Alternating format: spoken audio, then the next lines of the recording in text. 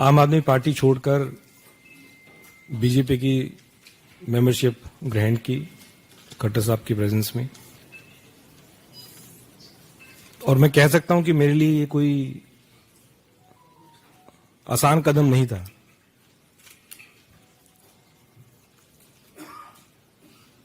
अन्ना जी के दिन से हम पार्टी से जुड़े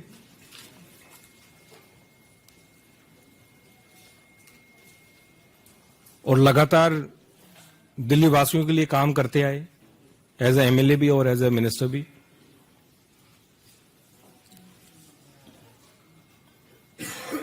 और सही पूछे तो कुछ लोग सोचते होंगे कि ये ओवरनाइट कुछ डिसीजन हो गया या किसी के दबाव में मैंने निर्णय लिया। हर एक व्यक्ति जो ये सोच रहा है कि किसी के दबाव में मैंने निर्णय लिया, मैं ये कहना चाहता हूं कि मैंने आज तक किसी के दबाव में आके कोई काम नहीं किया, कोई काम नहीं किया। और राजनीतिक जीवन में लगातार 2015 से पार्टी में रह के, एमएलए रह के और एज ए मिनिस्टर भी दबाव में आके मैंने कोई काम नहीं किया।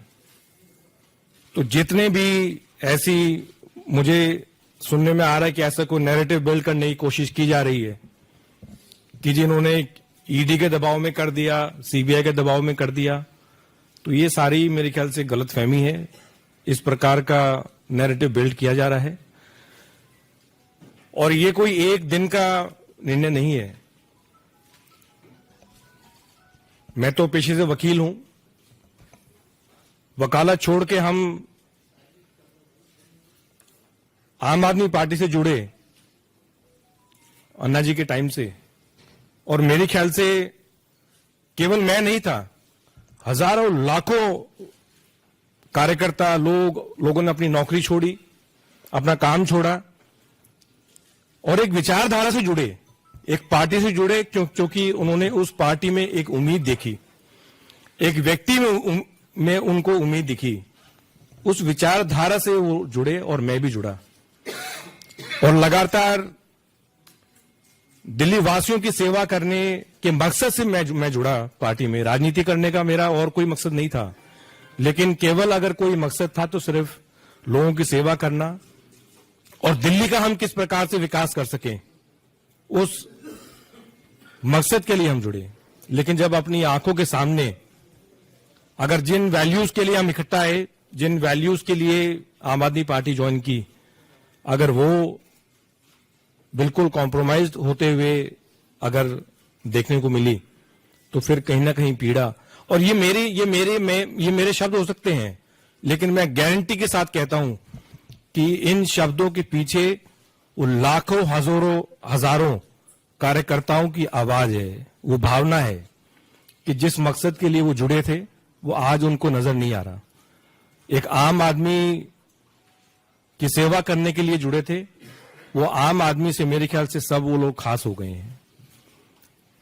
मैंने अपने पत्र के माध्यम से जो किन कारणों से मैं आम आदमी पार्टी छोड़ी, वो मैं उसके बारे में कुछ ज्यादा नहीं कहूंगा। मैंने अपने पत्रों के माध्यम से सारी चीजें लिख दी हैं, लेकिन इतना जरूर मैं कह सकता हूं कि अगर कोई सरकार अगर लगातार हर छोटे विषय पे, हर बड़े विषय पे अगर केंद्र सरकार के साथ पूरा समय, चाहे उसके मंत्री हैं चाहे चीफ मिनिस्टर हैं, अगर पूरा समय अगर वो लड़ाई में निकालेंगे तो मेरे ख्याल से दिल्ली का विकास नहीं हो सकता। दिल्ली का विकास अगर हमें करना है तो अपने अच्छे संबंध बना के रखने जरूरी हैं। मेरा जितना समय एज ए मिनिस्टर निकला, जितने भी विभाग रहे, मुख्य रूप से आज भी मुझे एज ए ट्रांसपोर्ट मिनिस्टर ही जाना जाता है, और जितना भी मुझे मौका मिला मैंने पूरी कोशिश की कि चाहे वो केंद्र सरकार है चाहे एलजी से है, क्योंकि हमारा मकसद दिल्ली वासियों के लिए काम करने का था। हमारे पॉलिटिकल एम्बिशंस को आगे रखने का नहीं था, अपने पर्सनल एम्बिशंस को आगे रखने का नहीं था। मेरे ख्याल से जितने भी लोग आम आदमी पार्टी में जुड़े उनका मकसद अपना कि किसी चीज की वजह से अब मैं जो चाहता हूं वो ऊपर हो, वो मकसद नहीं था।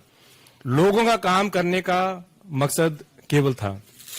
और मुझे पूरा यकीन है कि अगर दिल्ली का विकास अगर वाकई में हो सकता है तो फिर वो केंद्र में जो बीजेपी की सरकार है उसके साथ कंधे से कंधा मिला के एक मजबूती के साथ आगे बढ़ के उसका विकास हो सकता है। और यही कारण रहे कि मैं बीजेपी के परिवार से जुड़ा हूं आज।